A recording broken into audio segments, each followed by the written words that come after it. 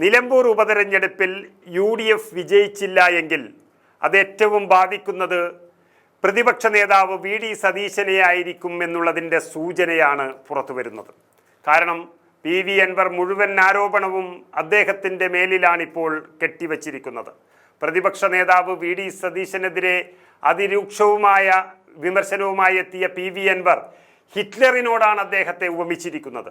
VD സതീശനും ചില ഹരിത MLA-മാരും ചേർന്ന് കോൺഗ്രസിനെ കുട്ടിച്ചോറാക്കിയെന്നും VD സതീശനിൽ ഹിറ്റ്ലറിൻ്റെ രൂപമുണ്ടെന്നും അൻവർ തുറന്നടിച്ചിരിക്കുന്നു. കേരളത്തിലെ കോൺഗ്രസിൽ നടക്കുന്നത് ഹിറ്റ്ലറിസമാണെന്നാണ് അൻവർ പറഞ്ഞിരിക്കുന്നത്.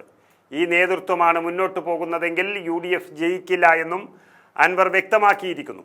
സതീശൻ്റെ കാല് നക്കി മുന്നോട്ട് പോകാനില്ല എന്നും പോരാടി മരിക്കാൻ തയ്യാറാണെന്നുമാണ് അൻവർ സ്ഥാനാർത്ഥി പ്രഖ്യാപനത്തിന് മുൻപ് പ്രഖ്യാപിച്ചിരിക്കുന്നത്. പിന്നിൽ പിണറായി വിജയനാണെന്ന് PV അൻവർ പറയുന്നതിൻ്റെ ചില കാരണങ്ങൾ കൂടി അദ്ദേഹം വ്യക്തമാക്കുന്നു.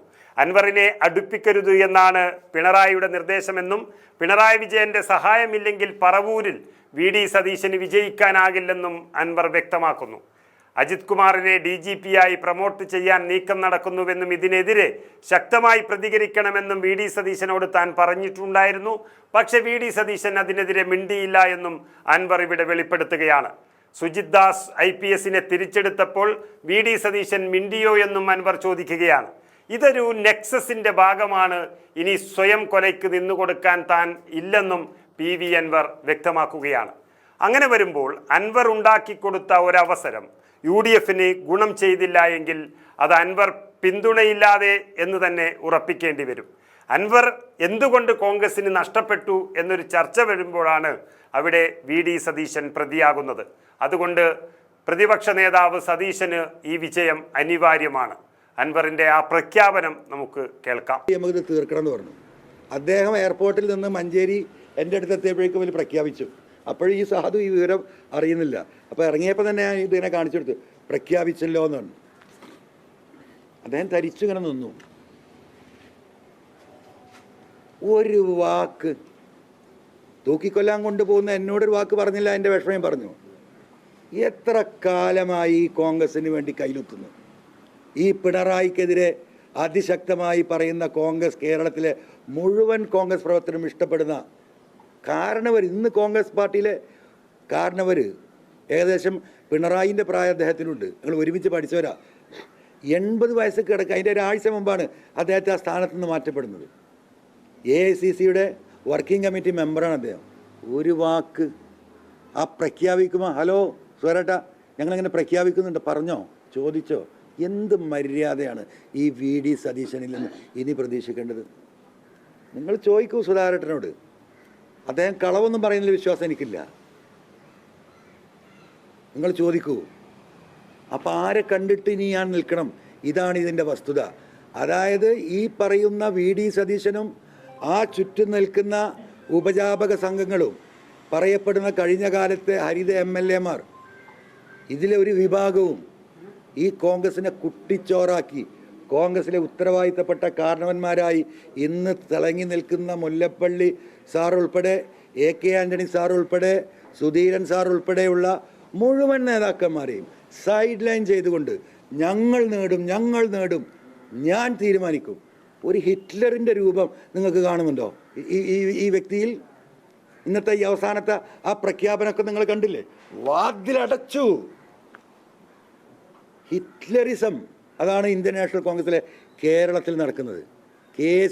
ബഹുമാനപ്പെട്ട KC-ക്ക് പോലും വാക്ക് പറയാൻ ശേഷിയില്ലാതെ ബഹുമാനപ്പെട്ട കുഞ്ഞാലിക്കുട്ടി സാഹിബിനെ പോലെയുള്ള ഈ പറയുന്ന ബഹുമാനപ്പെട്ട K കരുണാകരൻ്റെയും ഉമ്മൻചാണ്ടി സാറിൻ്റെയും ഈ പറയുന്ന KM മാണിയുടെയും കൂടെ 10, 35, 40 വർഷമായി കേരളത്തിൻ്റെ ഭരണത്തിൽ മന്ത്രിയായി കേരളത്തിൻ്റെ രാഷ്ട്രീയം തീരുമാനിക്കുന്നതിൽ ഉന്നത നിലവാരം പുലർത്തി അതിൽ ഇടപെട്ടുകൊണ്ടിരിക്കുന്ന കുഞ്ഞാലിക്കുട്ടി സാഹിബിനെ പോലെയുള്ള നേതാക്കളോട് പോലും പുച്ഛഭാവത്തിൽ പെരുമാറുകയും ധിക്കാരം കാണിക്കുകയും ഏത് പാണക്കാട് തങ്ങൾ എന്ന് ധ്വനിപ്പിക്കുന്ന രീതിയിൽ തങ്ങന്മാരുടെ പാണക്കാട് തങ്ങളുടെയും ഇവിടുത്തെ സാമുദായിക നേതാക്കന്മാരുടെയും മതമേലധ്യക്ഷന്മാരുടെയും ഇടപെടൽ പോലും പുച്ഛിച്ച് തള്ളുന്ന ആ വ്യക്തി UDF-ൻ്റെ നേതൃത്വത്തിലിരിക്കുമ്പോൾ തൃണമൂൽ കോൺഗ്രസ് അതിലേക്ക് വാതിൽ കൂടി അടച്ചുകൊണ്ട് ഇനി ഞങ്ങളെ സംബന്ധിച്ച് ഒരു ഓപ്ഷനുമില്ല. അതുകൊണ്ട് ഞങ്ങൾ തിരഞ്ഞെടുപ്പിലേക്ക് പോവുകയാണ്. ജനങ്ങൾ തീരുമാനിക്കട്ടെ. എൻ്റെ ജീവൻ നിലമ്പൂരിലെ പാവപ്പെട്ട ജനങ്ങളുടെ കയ്യിലാണ്. ആ മലയോര കർഷകർക്ക് വേണ്ടിയിട്ടാണ് ഞാൻ ഈ പോരാട്ടം മുഴുവൻ നടത്തിയത്.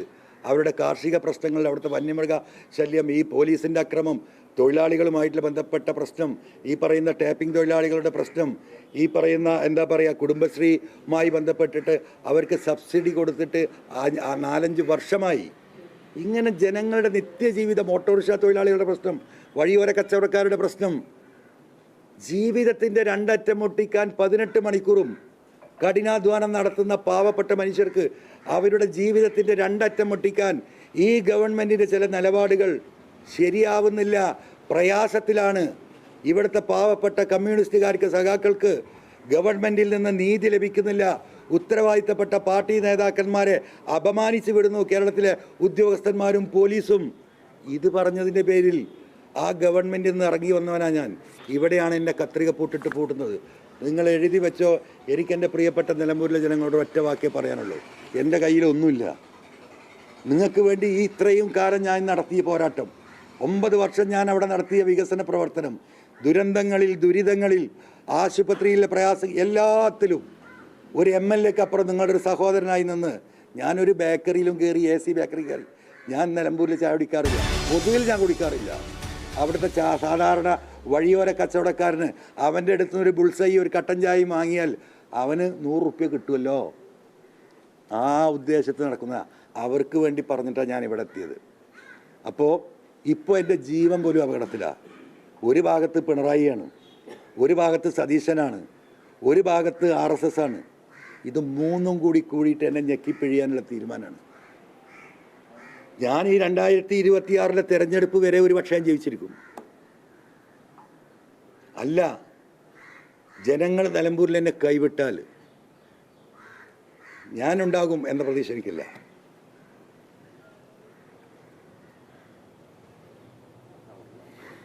ഞാനുണ്ടാകുന്ന പ്രതീക്ഷ എനിക്കില്ല.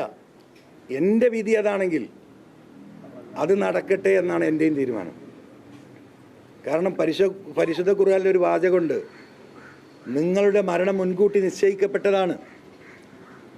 നിങ്ങൾ എവിടെ ഒളിച്ചിരുന്നാലും, വീടിൻ്റെ അകത്ത് വാതിലടച്ചിരുന്നാലും, നിങ്ങളുടെ മരണം കണക്കാക്കപ്പെട്ട സമയം, അത് കുറിക്കപ്പെട്ട സമയമാണ്. അത് ഒരു തരി പിന്തിക്കുകയോ മുന്തിക്കുകയോ ഇല്ല, അത് നടപ്പിലാക്കപ്പെടും എന്ന് വിശ്വസിക്കുന്നതാണ് ഞാൻ.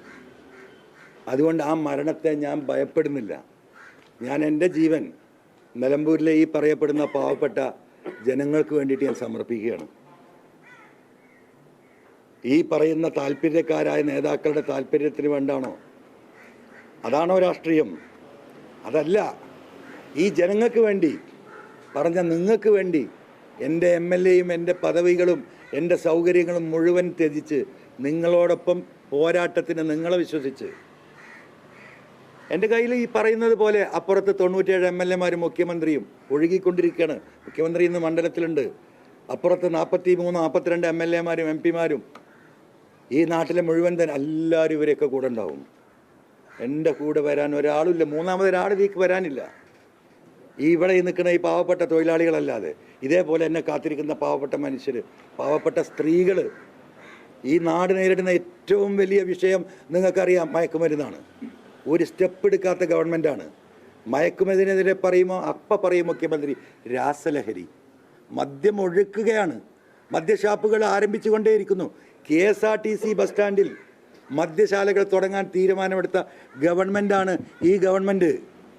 അമ്മമാർക്ക്, പെങ്ങന്മാർക്ക്, സഹോദരിമാർക്ക് വീടിൻ്റെ അകത്ത് മക്കളെ വിശ്വസിച്ച് കിടന്നുറങ്ങാൻ കഴിയാത്ത സാഹചര്യമുണ്ടെന്ന് കേരളത്തോട് വിളിച്ചു പറഞ്ഞത് ഈ മലയോര ജാഥ ബഹുമാനപ്പെട്ട പ്രതിപക്ഷ നേതാവ് ഉൾപ്പെടെ നടത്തിയ ആ ജാഥയിലാണ് ഞാൻ പറഞ്ഞത്. നിങ്ങൾ കേട്ടോ, ഇത് ഏറ്റെടുക്കണം LDF UDF എന്ന്.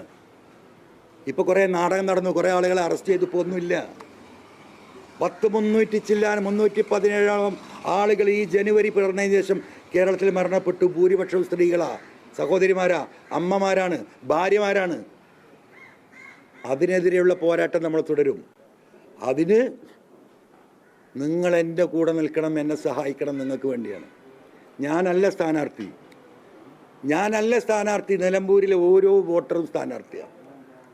അതുകൊണ്ട് ഈ തിരഞ്ഞെടുപ്പ് കേരളത്തിലെ പാവപ്പെട്ട, ഈ പീഡനങ്ങൾ അനുഭവിച്ചു കൊണ്ടിരിക്കുന്ന മലയോര കർഷകർ ഉൾപ്പെടെയുള്ള എല്ലാ തൊഴിലാളി വിഭാഗത്തിനും സാധാരണക്കാരായ കർഷകർക്കും സമർപ്പിക്കുന്നതോടൊപ്പം രാജ്യത്ത് ഈ പെഹൽഗാമിൽ പാകിസ്ഥാനെതിരെ പോരാടി ഈ നാടിനെ രക്ഷപ്പെടുത്തിയ ധീര ജവാന്മാർക്ക് അഭിവാദ്യങ്ങൾ അർപ്പിച്ചുകൊണ്ടും അതോടൊപ്പം ഈ ഇന്ത്യയിലെ അതിന് പിന്തുണ നൽകിയ മുഴുവൻ ജനങ്ങൾക്കും ഈ ഗവൺമെൻറ്റിനും കേന്ദ്ര ഗവൺമെൻറ്റിനും പിന്തുണ നൽകിക്കൊണ്ടും ഇനിയും ഇത്തരത്തിലുള്ള ഭീഷണികൾ നേരിടാൻ കേരളത്തിലെ ജനങ്ങൾ നാട്ടിൽ ഒന്നായി നിന്നുകൊണ്ട് അകത്ത ഭവിഷ്യത്തിനെയും പുറത്തെ ഭവിഷ്യത്തിനെയും നേരിടാൻ നിങ്ങളോടൊപ്പം ഞാനുണ്ടാകും. അതുകൊണ്ട് ഞാനല്ല സ്ഥാനാർത്ഥി, നിലമ്പൂരിലെ 2,30,000 ചില്ലാനം വരുന്ന ജനങ്ങളാണ് അവിടെ സ്ഥാനാർത്ഥി.